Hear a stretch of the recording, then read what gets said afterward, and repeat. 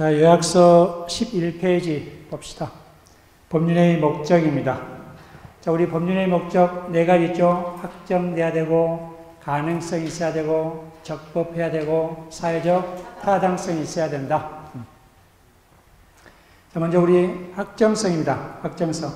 자, 원칙적으로 계약 체결 시, 우리 계약 체결 시는 법률행위 시로 이렇게 이해하시기 바랍니다. 계약 체결 시 또는 법률행위 시 확정돼야 된다. 확정되지 않으면 무효입니다.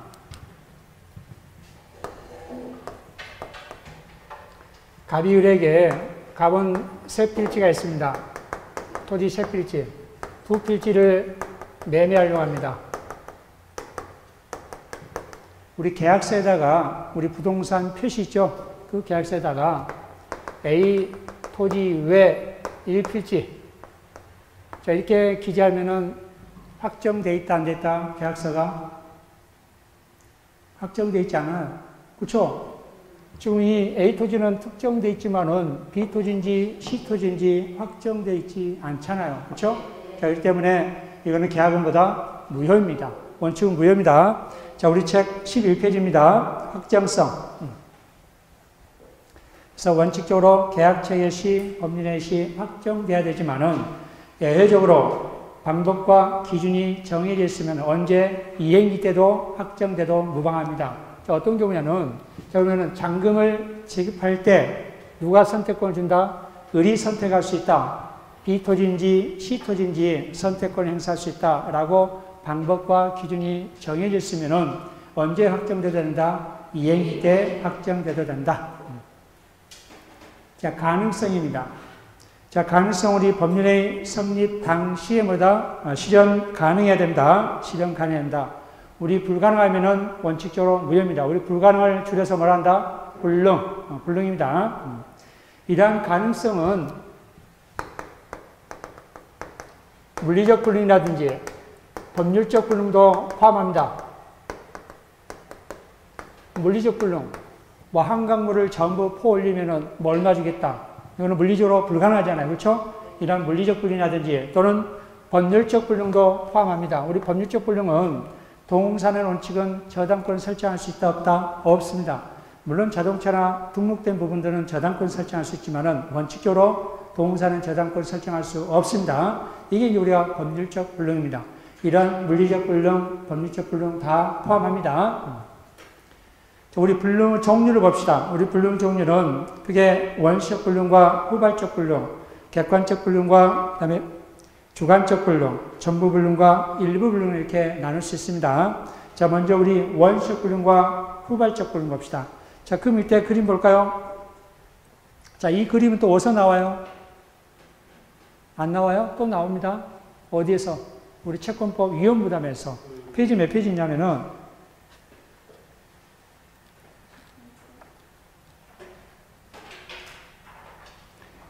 136페이지입니다. 136페이지. 그렇죠? 또 나오죠? 자, 여기서 이제 간략하게 알아두시면 됩니다. 다시 11페이지 되돌아와서 자, 우리 계약 체결 시를 기준해서 자, 갑 소유 A 별장을 을에게 매매를 합니다. 계약 체결 이전에 그 별장이 멸실된 것, 즉 소실된 겁니다. 그렇죠? 불타 없어진 경우. 이처럼 계약 체결 이전에 불가능한 걸 우리가 말한다. 원시적 불능. 자, 우리 원시적 불능은 유효다, 무효다? 무효입니다. 무효. 자, 무효지만은 우리 민법은 어떤 문제가 발생한다? 계약 체결상 과실책임 문제가 발생한다. 자, 계약 체결 후에 불가능한 경우입니다. 계약 체결 후에 불가능한 경우 세 가지가 있죠. 첫 번째, 채무자 기책 사유가 있는 거. 두 번째, 둘 다 채권자, 채무자 둘 다 기책 사유가 있는 거. 세 번째, 기책 사유 없는 거. 세 번째는 채권자만 기책 사유가 있는 경우가 있습니다.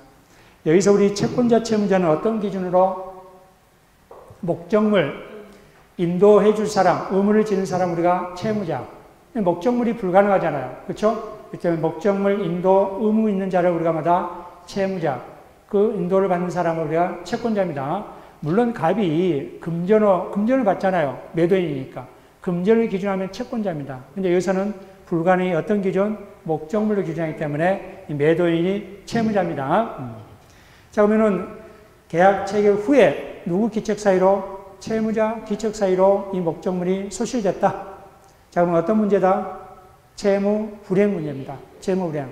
자, 항상 여러분들이 채무 불이행하게 되면은 세 가지 중 한 가지 선택하셔야 돼요.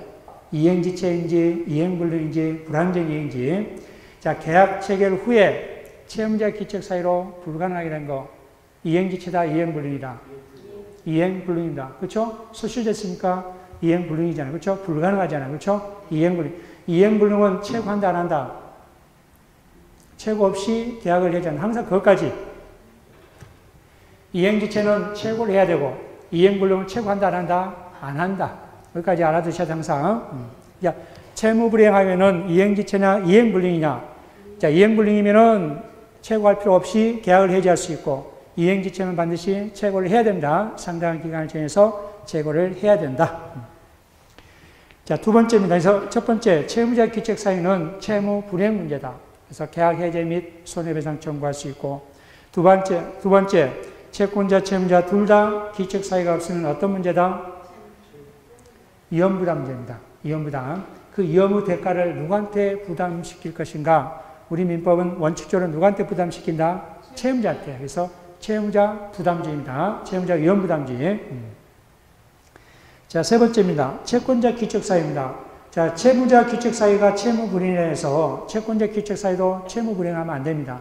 채권자 기책 사유는 무슨 문제다? 위험부담 문제입니다. 위험부담. 그래서 원칙적으로 채무자 위험부담이고 예외적으로 뭐다? 채권자 위험부담제입니다. 이 채권자 기책 사유는 수령지체도 포함합니다. 네, 수령지체도 포함합니다. 나중에 뒤에서 다 나오니까 이렇게만 간략하게만 알아두십시오. 네, 불능은 종류만 여러분 익히는 거니까.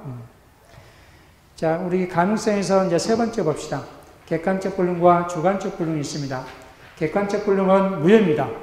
객관적 불능은 무효입니다. 객관적 무효이다. 즉, 객관적 불능은 채권자, 채무자 둘 다 이행할 수 없는 걸 우리가 말한다. 객관적 불능. 주관적 불능은 누구만 할 수 없는 거? 채무자만 할 수 없는 거 우리가 주관적 불능입니다. 주관적 불능은 유효합니다. 유효하다. 전부 불능과 일부 불능이 있죠. 전부 불능은 당연히 무효이고 일부 불능도 원칙적으로 전부 무효입니다. 그렇지만 예외적으로 일체성과 그 다음에 뭐다? 가분성, 그 다음에 가상적 의사만 있으면 뭐다? 나머지 부분은 유효하다. 그래서 이 불능의 종류만 알아두시고, 자, 세 번째, 적법성입니다.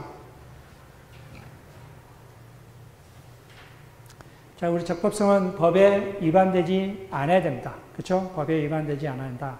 자, 우리 법 조문들은, 우리 민법은 1008조? 1018조인가. 그렇게 이루어져 있죠? 자, 일단 우리 민법은 1008조는 거예요. 1008조, 1118조. 자, 그러한 법 조문이 어떤 거는 당사자 의사표시에서 달리 정할 수 있고, 아니면은 당사자 의사표시가 달리 정할 수 있고, 법 규정 그대로 적용해야 되고, 자, 두 가지로 나눌 수 있습니다. 강행규정과, 즉, 강행법규 또는 강행규정, 임의법규, 임의규정, 특히 강행규정과 임의규정으로 나눌 수 있습니다. 자, 우리 강행규정은 당사자 의사표시에서 달리 정할 수 있다, 없다? 법 없습니다. 법 조문 그대로 적용돼야 됩니다. 당사자 의사표시로 적용 배제할 수 없습니다. 그래서 우리가 이제 적법성이라는 것은 강행규정에 위반되지 않아야 됩니다. 강행규정에 위반되지 않아야 됩니다. 그래서 우리 강행규정이라는 것은 선량풍소 사회질서 위반과 관계가 있는 규정입니다. 선량풍소 사회질서에 관한 규정을 우리가 말한다? 강행규정이란다. 그러한 선량풍소 사회질서와 관계없는 걸 말한다? 임의규정입니다. 임의규정. 자, 우리 임의규정은 당사자 의사표시로 적용 배제할 수 있다, 없다? 있다. 법 조문 달리 정할 수 있다라는 겁니다. 다시 우리 이제 강행규정은, 자, 예를 들면은, 우리 민법 5조.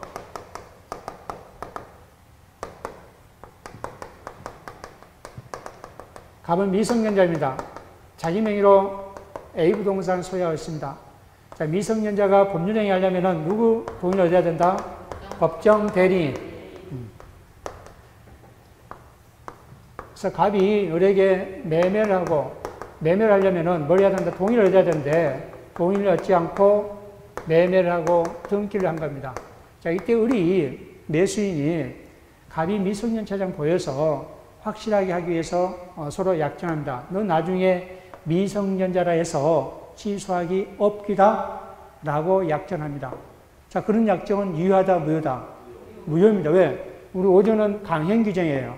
즉, 미성년자 법령에 동의가 없으면 이 미성년자든 법정대리는 뭐 할 수 있다? 취소할 수 있습니다. 그런 약정해도 이 미성년자는 취소를 한다 하더라도 신성시 원칙에 반하지 않습니다. 반하지 않는다. 자, 이처럼 강행 규정에 위반합니다. 이제 우리 시험범위 아니지만 신성시 원칙에서 강행 규정에 위반해서 계약을 체결합니다. 우리 강행 규정에 위반하면 이 강행 규정 무효잖아요. 그렇죠? 무효면 나중에 무효를 주장할 수 없다? 무효를 주장할 수 있습니다. 무효를 주장하는 데서 신성시 원칙에 반하느냐? 반하지 않는다는 거예요. 강행 규정. 그렇죠? 강행 규정 당사자의 의사표에 적용 배제할 수 있다, 없다? 없습니다. 자, 그러면 우리 강행 규정에서 이제 중요한 것은 이 단속 규정과 효력 규정입니다. 우리 행정법규는 위반하게 되면은 형벌이라든지 행정상 제재를 가할 수 있습니다. 형벌이라든지 행정상 제재를 가할 수 있습니다. 자, 예를 들어서 부동산 등기 특별조치 부과하면은 중간상약 등기를 하게 되면 보다 처벌한다는 규정이 있습니다. 즉, 갑이 의뢰에게 매매를 하고 등기를 해주지 않고 또 우리 병에게 전매를 합니다. 매매를 하고 등기를 해주지 않고 바로 다이렉트 누가 갑이 병에게 등기를 해주는 거. 이처럼 중간생략 등기하게 되면은 부동산 등기 특별조치에 처벌됩니다. 자, 처벌되지만은 이러한 개인 간의 이러한 법률행위까지 무효로 할 것인가, 아니면 처벌받더라도 뭐다 유효로 할 것인가. 이게 이제 우리의 단속 규정과 효력 규정입니다. 자, 우리 단속 규정은 이러한 사법상 효력은 유효한다, 무효한다? 유효합니다. 가장 대표적인 게 이 중간생략 등기입니다. 비록 처벌은 받지만은, 그렇죠? 처벌받지만 이 등기는 유효하다, 무효다? 유효하다라는 겁니다. 이게 단속 규정입니다. 단속 규정은 사법상 효력은 뭐다? 유효합니다. 자, 우리 이제 단속 규정인 게 한 지금 위에 4가지가 있죠? 자, 여기서부터 이제 시험 문제가 잘 나오니까 잘 알아두셔야 됩니다. 자, 첫 번째 한번 읽어보시죠.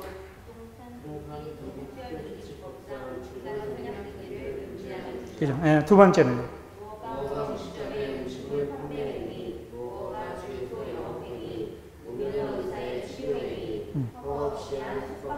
세 번째. 네 번째. 그렇죠. 주택법의 전매금지 작년에 나왔었죠. 전매금지 규정은 처벌받지만은 분양은 보다 유효합니다.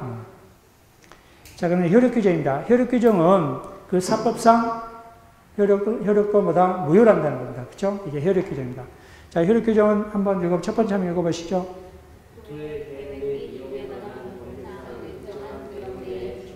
자, 여기 주의할 점. 우리 첫 번째 단속규정에 중간생략 등기 있죠. 여기도 중간생략 등기네. 토지거래 허가구역 내에서 중간생략 등기면 효력규정입니다. 그거 구별하셔야 됩니다. 토지거래 허가 받기라면은 뭐다? 유효하는데 토지거래 허가 내에서 중간생략 등기하게 되면 뭐다? 무효입니다. 효력규정입니다. 자, 두 번째 읽어보시죠.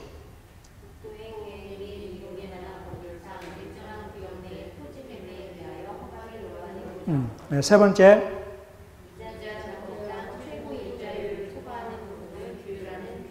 우리 이자 제한법 현재 24%입니다. 연 24%입니다. 대부업부터 연 24%고 그 24%를 초과하는 이러한 계약은 무효입니다. 전체가 무효가 아니라 금전 소비대차 계약 전체를 무효라는 게 아니라 초과된 부분만 무효입니다. 효력 규정입니다. 자, 그 다음이요.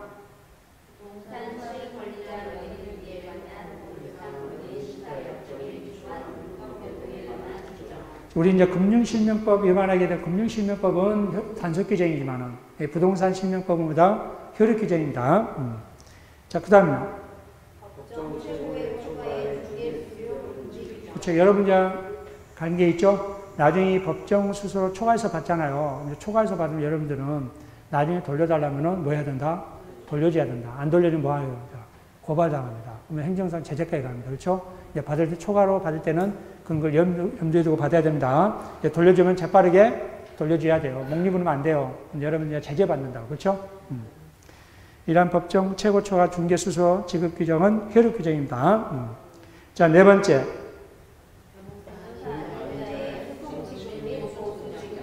자, 일곱 번째. 수익 보장 약정이라든지, 자, 이런 것들은 전부 다 효력 규정입니다. 자, 효력 규정은 무효입니다. 무효입니다. 자, 그 다음에 임의 규정 봅시다. 임의 규정.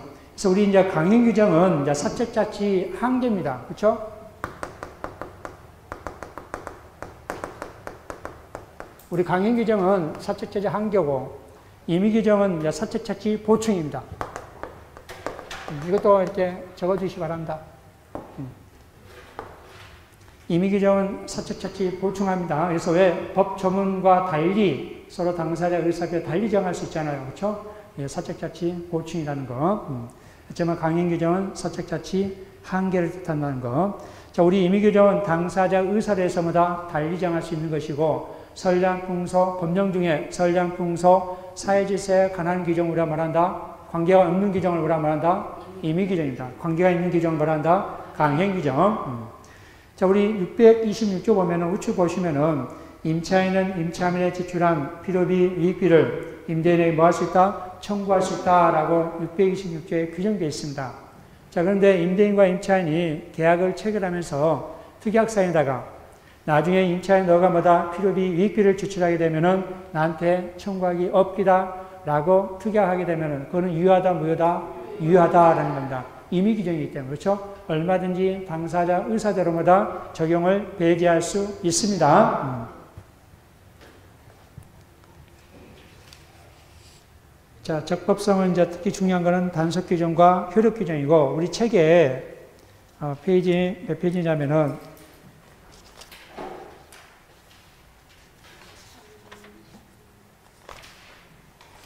자, 29페이지부터 30페이지까지 잘 알아두시기 바랍니다. 29페이지부터 30페이지까지 잘 알아두시기 바랍니다.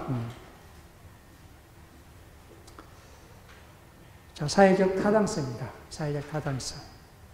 자, 우리 사회적 타당성은 적법성을 판단하는 모든 법규를 마련한 것은 불가능합니다. 자, 우리 민법이 1008조까지 규정되어 있지만은, 그렇죠? 1008조 맞을까? 1008조 규정되지만은 그 법에 모든 위반하게 되면, 어떤 사실을 위반하게 되면 전부 다 뭐 한다 라고 규정할 수가 없습니다. 그렇죠? 법 종류만 늘어나잖아요. 그래서 일반 조항을 만들어서 거의 전부 다 대입시키면 되는, 굉장히 편리하잖아요. 그렇죠? 그래서 이 적법성을 판단하는 모든 법규를 마련한 것은 입법 기술상 불가능하기 때문에 이 강행법규에 위반하지 않아도 이런 선량, 풍소, 사회질서를 위반한다거나 불공정한 법률행위라면은 무효로 하고 있다는 겁니다. 그래서 이 선량, 풍소, 사회질서 위반을 하는 이러한 일반 조항을 만들어서 거기에 다 대입시키면 되잖아요. 그렇죠? 별도로 일일이 법 조문에서 다 기재할 필요가 없습니다. 그래서 이 선량, 풍소, 사회질서 위반, 불공정한 법률행위는 무효입니다. 자, 먼저 우리 선량, 풍소, 사회질서 위반입니다. 이 선량, 풍속, 사회질서 위반과 불공정한 법률행위의 관계는, 이 불공정한 법률행위는 선량, 풍속, 사회질서의 한 종류예요.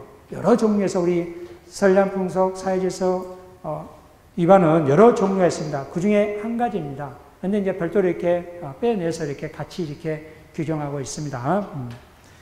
자, 선량, 풍속이란 거는, 자, 누구나 지킬 것이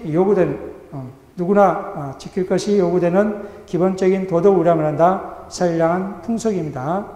사회질서 위반은 질서를 유지하기 위해서 지켜야 할 규범을 우람을 한다. 사회질서 위반, 사회질서입니다.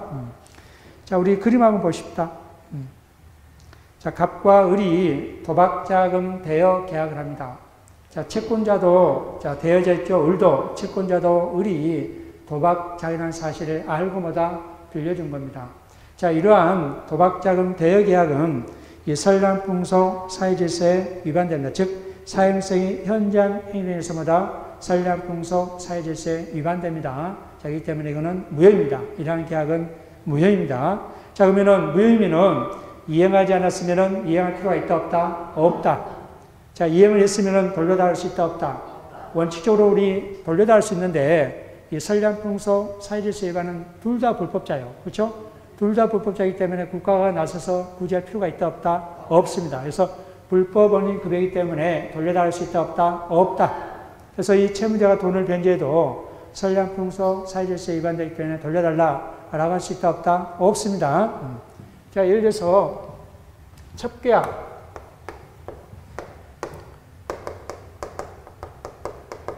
갑과 을이 첩계에서 A 부동산을 증여하겠다라고 해서 증여하고 등기까지 해줍니다.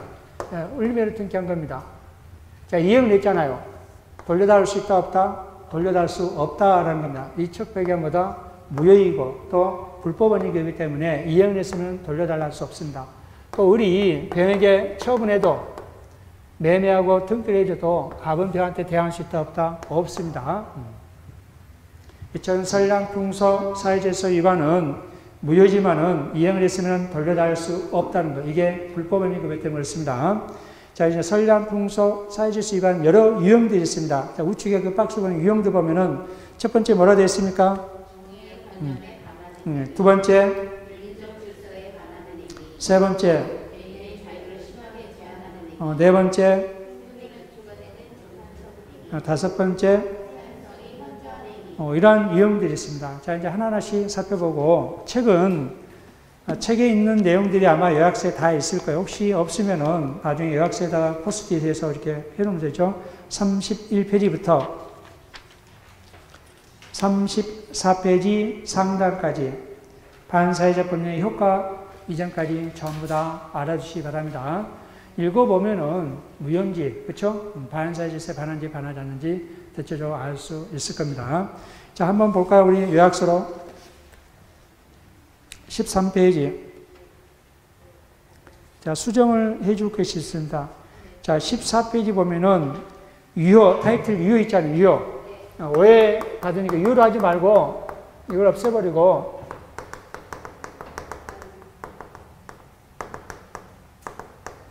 반사회질서 행위에 해당되지 않는 것. 반사회질서 행위에 해당되지 않는 것. 반사회질서 행위에 해당되지 않는 것. 이렇게 고쳐주시기 바랍니다. 오해했으니까. 이 이유를 반사회질서 행위에 해당되지 않는 거를 그렇게 고쳐주시기 바랍니다. 자, 다시 13페이지로 와서 무효. 자, 첫 번째 보면은 과도하게 중한 위약벌 약정. 자, 이 규정과 우리 14페이지 반사회질서에 해당되지 않는 애 7번 있죠? 7번. 이거는 비교할 필요 없이 이처럼 과도한 위약벌 약정은 그 계약의 성질, 특징, 그 재반 사정에 비춰봐서 이게 판단하는 것이 다릅니다. 그렇죠? 과도한 위약벌 약정에서 어떤 거는 사회질서에 반하고 어떤 거는 사회질서에 반하지 않는 경우가 있습니다. 그 보면은 14페이지인 거는 또 위약벌하더라도 과도한 위약벌하도 선량풍속 사회질서에 해당되지 않는다는 판례예요. 그래서 그 점 유의하시기 바랍니다. 자, 이제 13페이지 다시 2번 보면 2번은 사행성이 현저한 행위가 있습니다. 자, 우리 사행성이 현저한 행위 여러 가지 있죠. 첫 번째 한번 읽어보시죠. 자, 두 번째.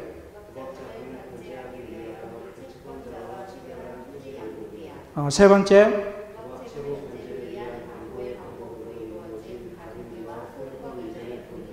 네 번째. 이거는 이제 사행성이 현저한 행위에서 뭐다? 선량풍속 사회질서에 반한다라는 규정이고, 자, 세 번째 보면은 대가가 결부됨으로써 정의관념에 반하는 경우 선량풍속 사회질서에 반하는 규정들입니다. 첫 번째 한번 읽어보시죠.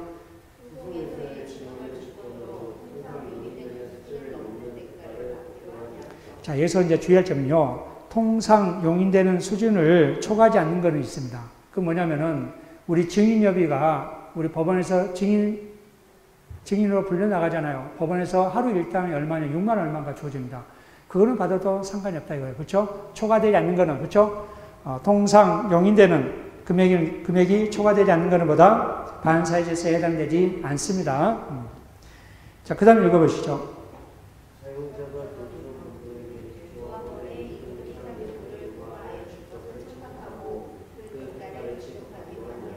세 번째는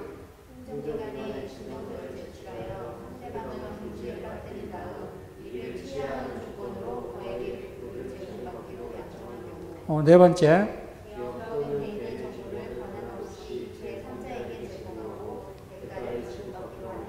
다섯 번째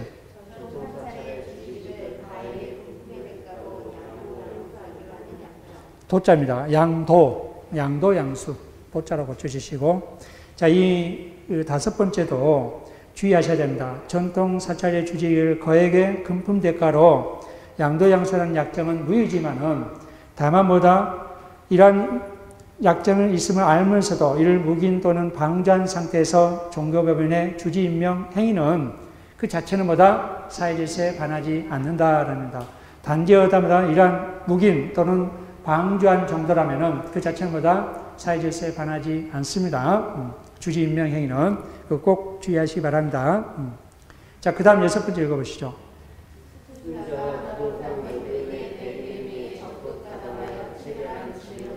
자, 수증자는 증여를 받는 사람, 증여한 사람을 증여자, 그 받는 사람보다 수증자. 자, 일곱 번째. 자, 형사사건 가로, 형사사건이다. 민사사건 아닙니다. 가사사건도 아니고 행정사건도 아니고 무슨 사건? 형사사건에서 송공고선 약정은 무효입니다. 설량풍속 사유질서에 반한다. 자, 그 다음요.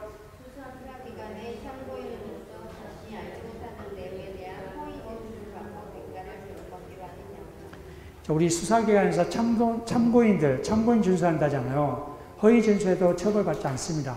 근데 지금 대가를 받는 거잖아요. 대가를 받게 되면은 설량풍속 사유질서에 반합니다. 자, 14페이지 또 봅시다. 네 번째, 이제 법률의 목적 자체가 정의관념에 반하는 경우가 있습니다. 자, 첫 번째 한번 읽어보시죠.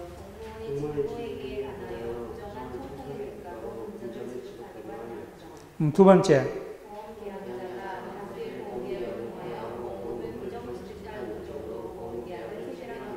세 번째. 지금 잘못됐어요. 그러니까 처음부터 그러면 세 번째예요. 처음부터 보험사를 가정하여 보험금을 취할 목적으로 체결한 보험계약. 자, 네 번째.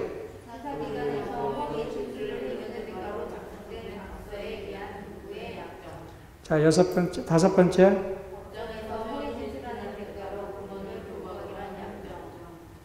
여섯 번째. 자, 이런 것들은 법률의 목적 자체가 정의관념에 반한 겁니다. 그래서 무효이고. 자, 다섯 번째, 이제 개인의 자유를 심하게 제한하는 행위로 설량풍속 사회질서 위반 행위로 무효가 되는 경우가 있습니다. 그 사례 한번 봅시다. 첫 번째. 두 번째. 세 번째.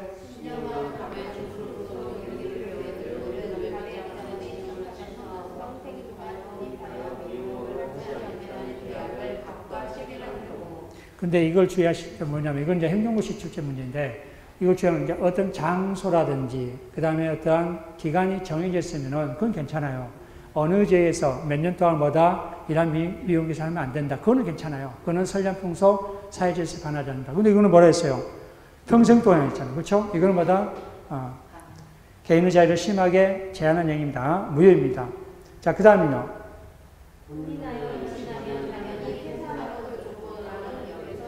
이것도 설량풍속 사유질서에 반하는 거고. 자, 여섯 번째 보면은 인륜에 반한 행위가 있습니다. 설량풍속 사유질서에 반하는 규정들. 첫 번째 한번 읽어보시죠. 자, 이 불륜관계 종료를 해제 조건한다는 거는, 이건 중요하잖아요. 그러면 이제 불륜관계를 해소를 못하게 만들잖아요. 이거는 불법 조건에서 전부가 무효라 했었죠? 무효. 두 번째는요. 세 번째.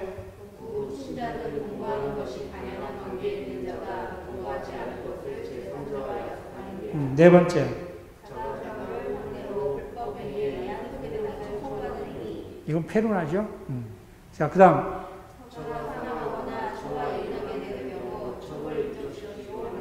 아직 처가 사망하지 않았는데, 그렇죠? 그러면서 처가 사망하거나 이혼된 경우보다 다른 처를 입적시키는 약정도 무효이고, 그 다음요.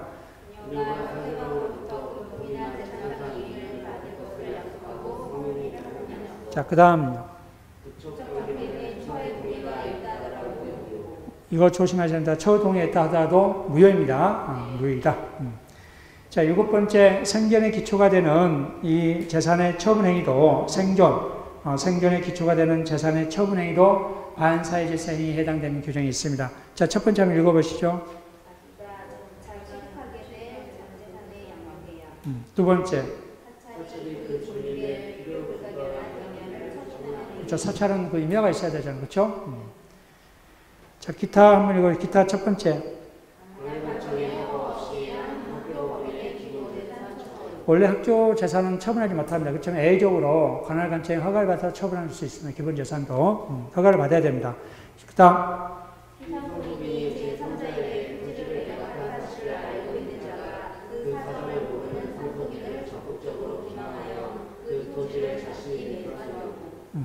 이미 이제 그 사망이 전에, 그쵸? 아버지가 뭐다 갑하고 계약을 체결했는데, 삼성이 그 사실을 몰라요. 근데 그 계약 체결한 사실 을이 알고 있으면 을이 기망해서 상상한테 자기한테 을한테 매매하기로 하는 거. 어느 친구 누구한테 매매해야 되는데, 갑한테 매매해줘야 되는데, 이것도 기망의 행동보다 선량풍속 사회질서에 반하는 행위다.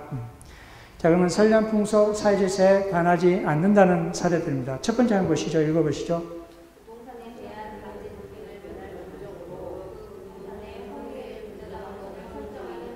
이건 뭐죠? 통정의 표시잖아요. 그렇죠? 통정의 표시, 이거는 무효입니다. 유효가 아니고, 그러니까 이게 유효를 지어야 됩니다. 통정의 표시는 선량풍속 사회질서 반한다, 반하지 않는다? 반하지 않습니다. 통정의 표시는 선량풍속 반사회질서 행위가 아닙니다. 자, 두 번째입니다.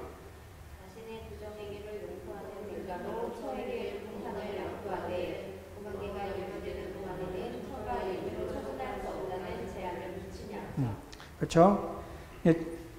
세 번째.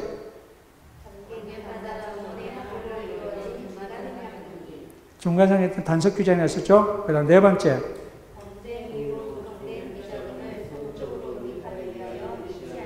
자, 임치는 맡긴다는 겁니다. 이 비자금 조성은 당연히 범죄행위입니다. 그렇지만은 그 비자금 조성에서 잠시 다른 사람한테 맡긴 그 자체는 선량풍속 사회질서에 반하지 않는다는 규정입니다. 이게 노태우 비자금 200 사건이죠. 자, 그 다음.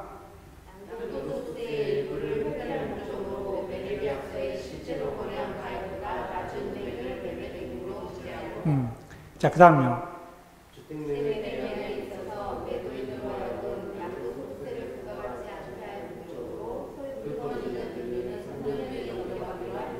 자, 7번 읽어보시죠.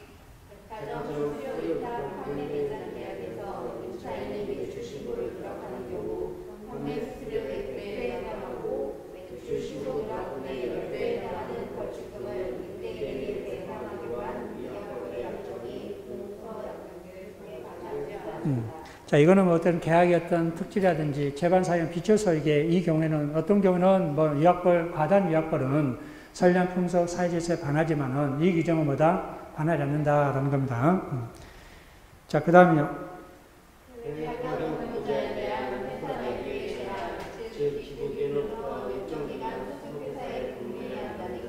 보통 보면 이제 회사 비용으로 유학을 보내주잖아요. 그러면 일자 돌아와서는마다 일정 기간을 근무해야 된다. 그런 규정입니다. 사내 규정. 그건 선량풍속 사회질서에 반하지 않습니다. 자, 그 다음에요.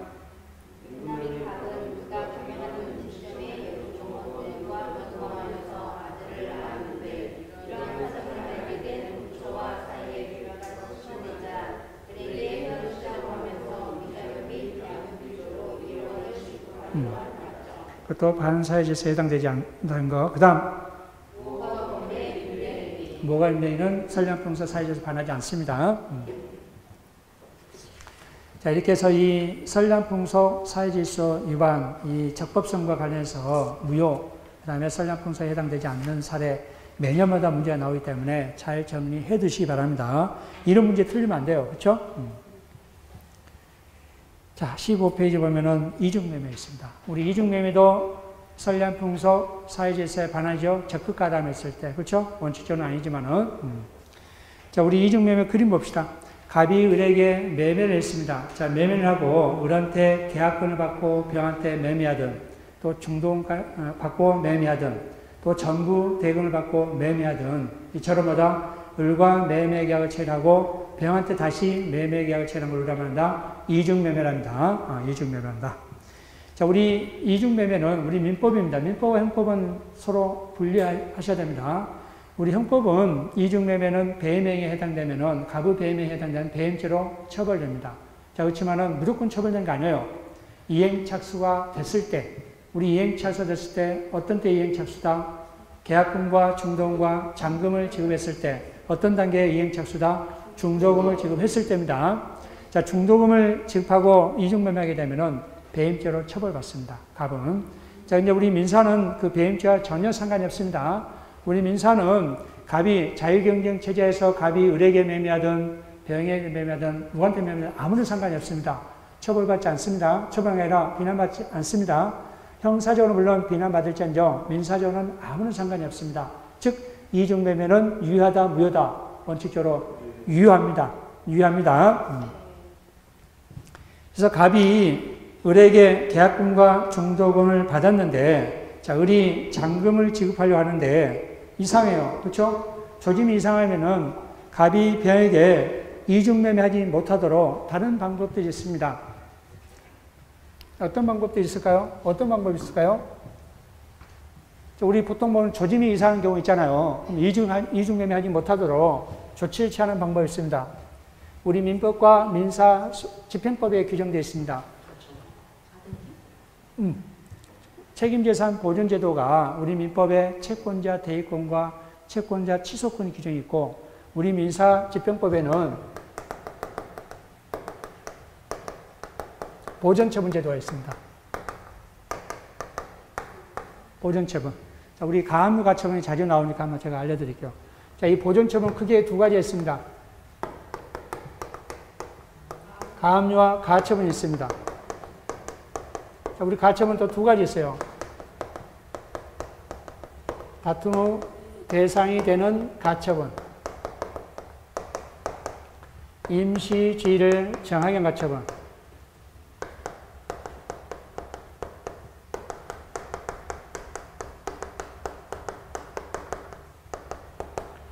특히 같은 가처분이라도 이 다툼의 대상 가처분의 현상을 변경하지 못하는 방법이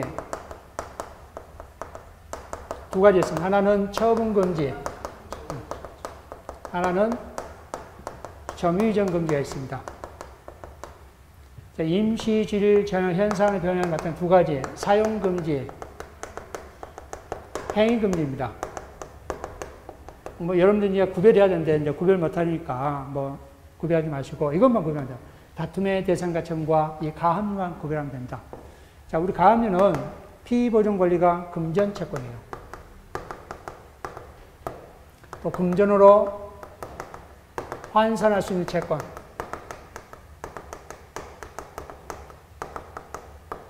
자, 무슨 뜻이냐면요. 자, 채권자가 채무자한테 돈을 달라고 할 때, 돈을 달라라고 돈을 달라 할 때 이 채무자 재산에 뭐 한다? 가압류한다는 거예요. 채권자가 채무자한테 돈을 달라 한다. 우리 돈을 달라는 거 뭐가 있어요? 대금은 있는 게 아니라 물품대금, 어음금, 수표금, 손해배상, 양수금, 임대차 보증금 전부 다 뭘 하는 거예요? 돈 달라는 거죠. 이처럼 채권자가 채무자한테 돈을 달라는 걸 뭐라 한다? 채권자한테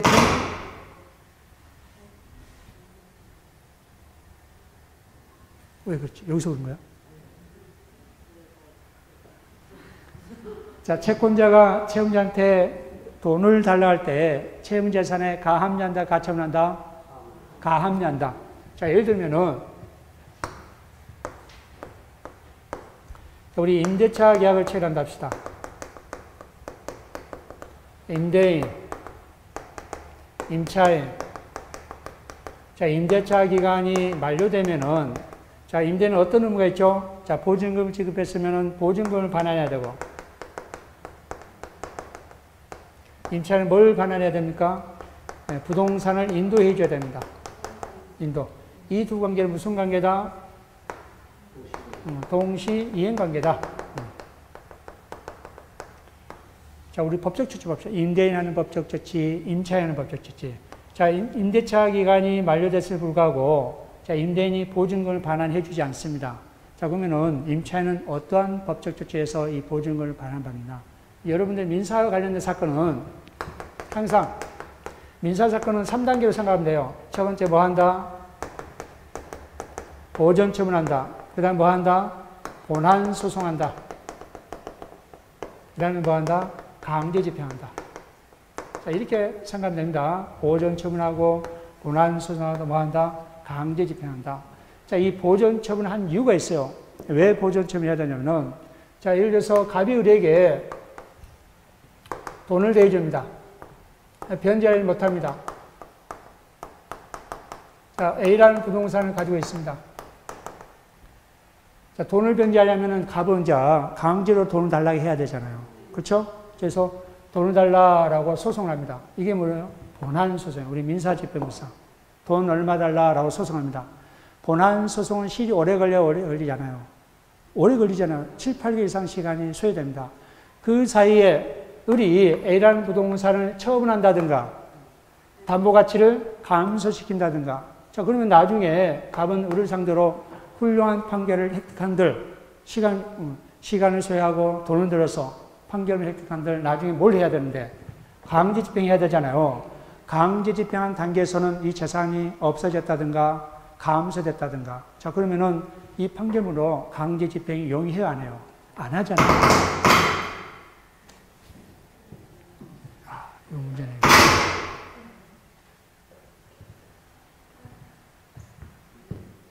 밑에를 잡지 않아야 되나, 이거를? 감전된 거 아니나, 보면. 밑에 얘기하면 이상한 것 같아.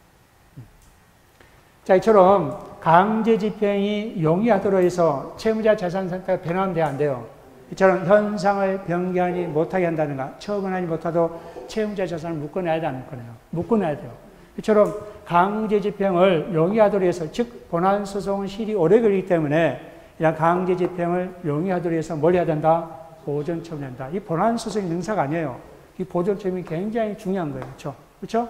그래서 우리 보전 처분의 민사 집행 누가 있다? 가합류와 가처분이 있습니다. 자, 가합류는 채권자가 채무자한테 돈을 달랄 때 가합류한다. 자, 보증금을 반환해 주지 않습니다. 그럼 우리 임차인은 이러한 3단계를 거쳐서 소를 제기하려고 하잖아요. 그렇죠? 보전 처분한다. 본안소송. 우리 본안소송은 뭐예요? 임차인은 임대차 보증금 반환 청구 소송. 그렇죠? 그 이전에 보전 처분, 가합류한다, 가처분한다. 자, 누가 채권자예요? 임차인 채권자고 임대인이 채무자잖아요. 임차인이 즉 채권자가 채무자한테 달라는 게 뭐예요? 돈 달라는 거죠. 임대차 보증금. 그렇죠? 이때는 채무자 재산을 뭐 한다? 가합류한다. 그럼 채무자 재산 뭐가 있어요? 지금 살고 있는 임대인이 부동산. 그 부동산에 가합류하는 거예요. 재산의 종류가 부동산은 부동산 가합류, 자동차는 자동차 가합류, 채권이라면 채권 가합류. 그렇죠? 자, 가합류는 채권자가 채무자한테 뭘 달랄 때? 돈을 달랄 때 뭐 한다? 가합류한다. 그렇게 알아두시고. 자, 가처분 중에서 이 다툼의 대상 가처분은 현상을 병행하는 이 처분금지와 점유금지 거의 99%입니다. 이 두 가지가.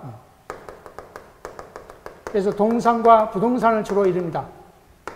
동산과 부동산. 그래서 동산 처분금지, 동산 점유점금지, 부동산에는 부동산 처분금지, 부동산 점유점금입니다.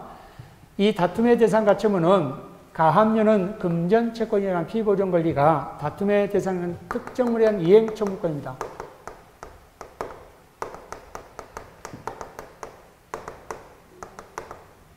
즉, 내 물건을 달라. 또 내 권리를, 즉, 소유권 이전되게 해달라. 저당권 설정되게 말소리 해달라. 가등기 해달라. 이런 권리를 한다. 아니, 물건, 동산을 달라든지, 내 부동산을 달라든지, 물건을 달라 할 때 뭐 한다? 다툼의 대상이 되는 것처럼. 특정물이잖아요. 그렇죠? 내 물건 특정물. 소유권도 특정돼 있죠? 그래서 우리 비금전 채권입니다. 비금전 채권. 즉, 채권자가 채무자한테 돈을 달라는 게 아니라 어떤 특정물을 달라 할 때 가압류한다, 가처분한다? 가처분한다. 이렇게 생각하면 됩니다. 자, 그러면은 임대차 기간이 만료됐습니다. 자, 갑은 임대인은 보증금을 반환해 주려고 하는데 임차인이 안 나가요. 자, 그러면 임대인이 법적 조치해야 되잖아요. 보전 처분해야 되고, 본안 수정해야 되고, 강제 집행해야 된다. 우리 본안 수정이 뭐예요? 임대인이 임차인한테 뭘 달라요? 임대차 기간이 만료됐으면 내 부동산을 달라 그래야 되나요? 그걸 우리가 뭘 한다? 건물 명도 소송입니다. 자, 우리 건물 명도 소송하기 전에 보전 처분해야 됩니다. 자, 나중에 여러분들 임대인 입장에는 꼭 이거 하셔야 돼. 자, 가압류한다, 가처분한다? 누가 채권자죠? 임대인 채권자인데, 임대인이 임차인한테 뭘 달라고 해요? 그쵸? 어떤 물건을 달라고 하죠? 물건을 달라고 그런다 아까? 물건 부동산 인도라든지, 동산 인도라든지, 부동산 명도라든지, 이처럼 물건을 달릴 때는 뭐 한다? 다툼의 대상이 되는 가처분이다. 그래서 가처분해야 됩니다. 우리 현상을 변경을 못하는 두 가지 있다 했죠? 이 다툼에 대한 가처분. 하나는 처분금지, 하나는 점유이전금지입니다. 어떤 걸까요? 그렇죠? 점유이전금입니다. 처분을 못 하잖아요. 임차인이 자기 소유 부동산이 아니니까.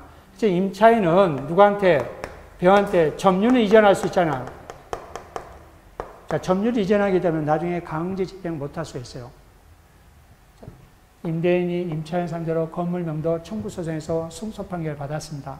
자, 그래도 안 나가면은 어떻게 이제 강제 집행하죠? 집행관을 통해서 인부를 데리고 와서 그 물건을 전부 끄집어내고 사람까지 다 배제시키잖아요. 그렇죠?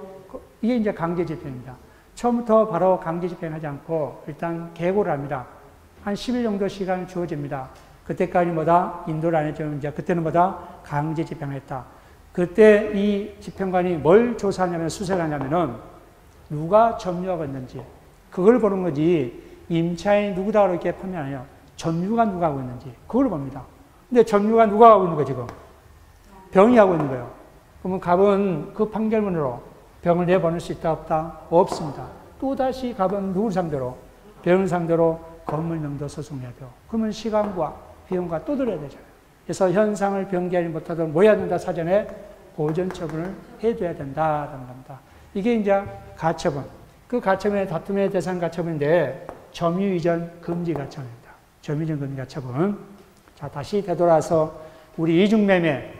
자, 우리 계약금과 중도금을 지급했는데 잔금을 지급하려고 하는데 갑이 잔금 받기를 거부해요. 뭔가 이상하죠? 이때 그러면은 을은 꼭 소유권을 취득하려면 이중매매하면 안 되잖아요. 유효하니까. 그렇죠? 그럼 소유권을 취득하려면은 재빠르게 뭘 해야 된다? 가압류한다, 가처분한다. 자, 우리 누가 채권자예요? 왜 갑이 채권? 누가 지금 법적 조치하려고 그래? 을이 법적 조치하려면은 을이 채권자잖아요. 채무자 누구? 갑. 그럼 채권자가 채무자한테 뭘 달라고 해요? 예? 소유권 이전 등기 또는 부동산 인도. 우리 아까 소유권 이전 권리 달랄 때 뭐 한다? 가처분한다 했잖아요. 그게 이제 다툼의 대상 가처분했잖아요. 내 특정물, 그렇죠? 소유권 이전 등기 해달라. 처분금지예요? 점유이전금지예요? 처분금지. 부동산 처분 금지 가처분하면 됩니다. 자, 그러면은 갑은 이중매매 하더라도요, 나중에 가처분권자한테 대항하지 못해요, 병은. 그 가처분 된 거를 매수하잖아요. 그럼 나중에 이 을이 가처분권자가 본안소송에 승소하잖아요. 자, 그러면은 병은 소유권 취득하지 못합니다.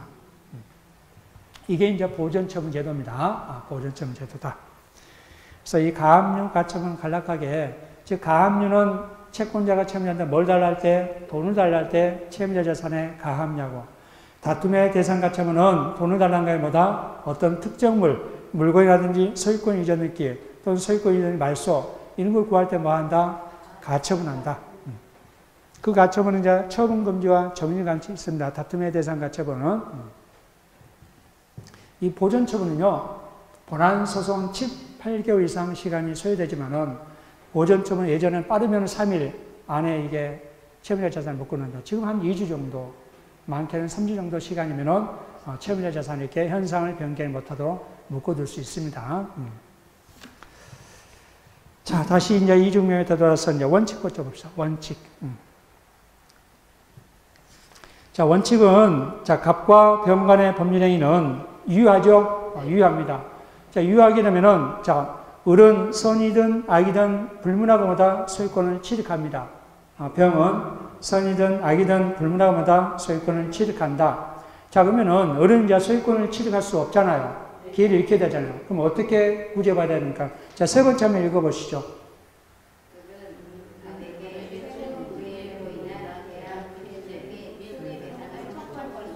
그냥 이제 소유권을 이제 취득 못하니까 계약 해지해야 되잖아요. 그렇죠? 채무불이행으로.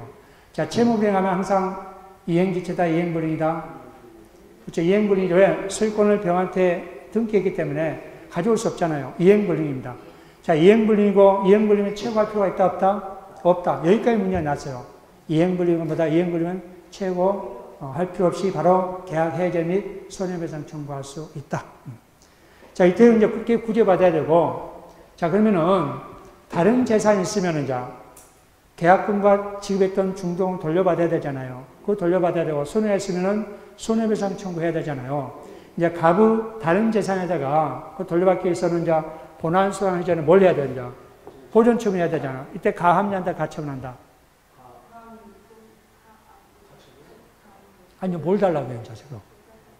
지금 이제 돈 달라고 해야지. 이게 금전으로 환산할 수 있는 채권이다.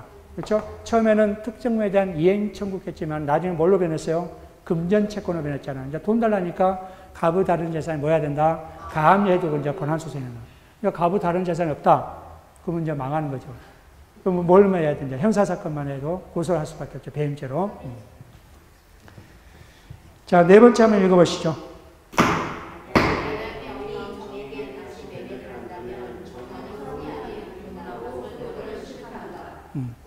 자, 원칙 주의하시기 바랍니다. 자, 예외 규정입니다. 자, 자, 첫 번째 보면은, 어떨 때 예외가 무효냐면은, 예외 규정은 이제 원칙은 이중매매는 무효지만, 유효하지만은, 예외적으로 두 가지 있으면은 무효입니다. 첫 번째, 이 배임행위에, 갑의 배임행위에 누가 적극 가담한 경우, 제2매수인 병이 적극 가담한 경우라든지, 또는 갑과 병 간의 신분관계가 특수한 신분관계입니다. 즉, 갑과 병이 부부관계라든지, 또는 갑과 병이 형제간이라든지, 형제까지 문제가 났습니다. 무효라는 거, 형제까지. 부부라든지 형제도 무효입니다.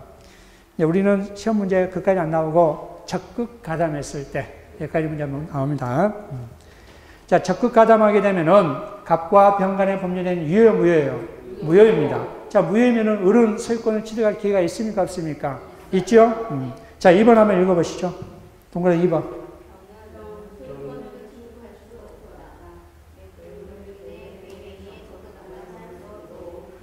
자, 우리 적극 가담 행위라는 거 한번 읽어보시죠.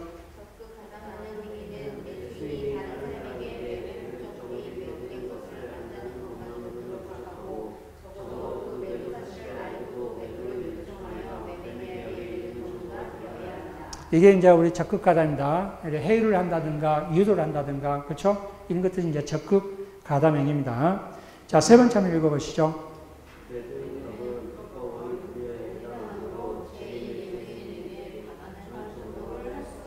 그렇죠. 말소 청구할 수 없고, 반환 청구라는 또 진정명의 회복을 위한 소유권 이전 등기 구할 수 없습니다. 왜? 불법행위이기 때문에. 그렇죠. 갑은 이미 이행했으면 무효잖아요. 이행했으면 돌려달할 수 있는데, 갑과 병 간의 법률행위 이 무효가 그냥 무효가 아니라 보다 서유랑 평소 사회질서에 반하기 때문에 불법행위이기 때문에 돌려달할 수 있다, 없다? 없다. 자, 그 다음 읽어보시죠.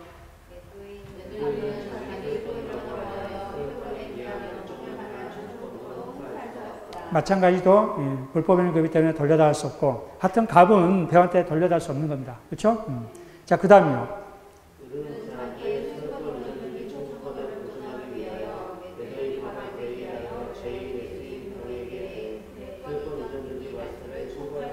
거기까지만 채권자 대위권이죠.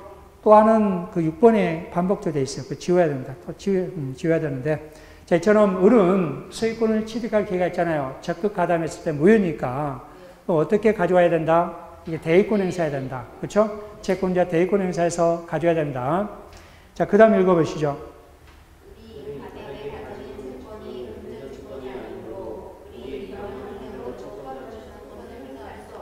채권자 취소권은 채무자가 채권자를 해하는 어떤 법률행위 하게 되는 그러한 법률행위를 취소시키고 일탈된 법률행위를 회복하는 걸 우리가 한다. 채권자 취소권인데, 자, 우리 병한테 이제 직접 채권자 취소권을 행사할 수 없는 이유가 뭐냐면은 우리 갑한테 가지는 채권이 금전 채권이어야 돼요. 근데 우리 갑한테 가진 채권이 금전 채권이에요? 비금전 채권이에요? 비금전 채권. 소유권 이전 등기와 부동산인데 비금전 채권이죠. 자, 그렇기 때문에 채권자 취소권을 행사할 수 없습니다. 일단 이중매매는 채권자 대위권만 행사할 수 있지 채권자 취소권 행사할 수 있다 없다? 없다. 자, 우리 채권자 취소권 행사할 수 있는 어디 있었어요? 통정월표시.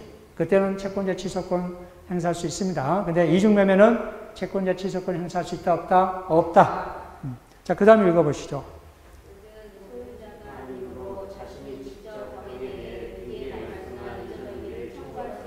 어떻게 가져야 된다? 대위권 행사를 가져야지 우리 병한테 직접 가져올 수 있다 없다? 없습니다. 자, 그 다음.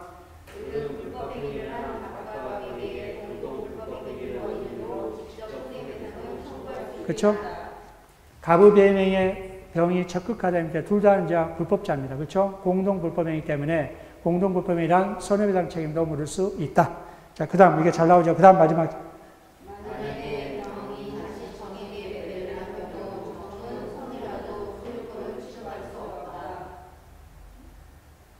그래서 읽으세요.